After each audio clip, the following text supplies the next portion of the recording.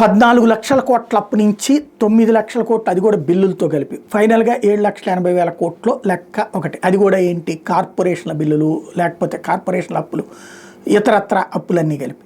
But ఒరిజినల్గా ఎంత ఉందంటే 4 లక్షల కోట్లు, 4.5 లక్షల కోట్లు అంటారు. ఒరిజినల్గా ఏ రాష్ట్రం అప్పు ఎంత అనేది లెక్క చెప్పేది ఎవరయ్యా అంటే రిజర్వ్ బ్యాంక్ ఆఫ్ ఇండియా. వాళ్ళు చెప్తున్నటువంటి లెక్క దేశంలోని 10 రాష్ట్రాలు హయ్యెస్ట్ అప్పులు ఉన్నటువంటి రాష్ట్రాల జాబితా ఇది. ఇండియా టెక్ అండ్ ఇన్ఫ్రా వాళ్ళు ఇచ్చిన లెక్క.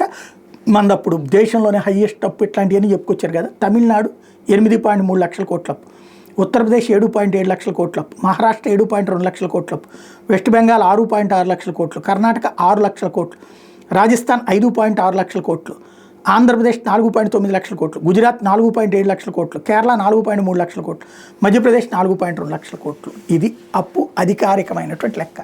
మిగతా అది కార్పొరేషన్లు, బిల్లులు ఇవన్నీ ప్రతి రాష్ట్రానికే ఉంటాయి. బట్ వీటిలో మనం 7వ స్థానంలో ఉన్నాం. కానీ ఇక్కడ ప్రచారం ఒకటి, మేబీ ఇప్పుడు ఇంకో సీన్ నడవచ్చేమో. ప్రజలందరూ 14.5 లక్షల కోట్లు అన్నారు కదా. ఇప్పుడు క్రిందటి ఏడాది 95,000 కోట్ల రూపాయలు తీసుకున్నారు. ఈ ఏడాది 1,00,000 కోట్లు, 1,03,000 కోట్లు ఏమో అప్పు తీసుకోబోతున్నామని అధికారికంగా బడ్జెట్లోనే చెప్పారు. ఆ లెక్కన 2 లక్షల కోట్లు అప్పు యాడ్ అవుతుంది. 2 లక్షల కోట్లు దానికి ఇప్పుడు ఈ 4.5 లక్షలు కలిపితే 6.5 లక్షల కోట్ల రూపాయలు దాకా అవుతుంది. ఇప్పుడు ఆంధ్ర 4.9 అంటే 5 లక్షల కోట్లు వేసుకోండి, అంటే 7 లక్షల కోట్లు అవుతుంది. అయితే ఇక్కడ రేపు ఏం చెప్తారంటే ఇట్లాంటి లెక్క చెప్పచ్చు ఓ 4-5 ఏళ్ల తర్వాత.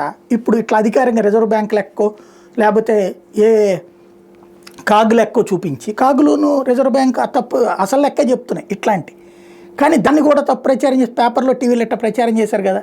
తర్వాత అప్పుడు కాగ్ నివేదికను లేకపోతే ఆర్బీఐ లెక్కలు చూపెట్టి అప్పట్లో 14 లక్షల కోట్లు, 10 లక్షల కోట్లు అప్పు చేస్తే మేము తగ్గించామని చూసారా, మేము కట్టామని ఏమైనా చెప్తారేమో. మనకి చదువుకున్న గొర్రెలు ఉన్నాయి కదా, నమ్ముతాయి.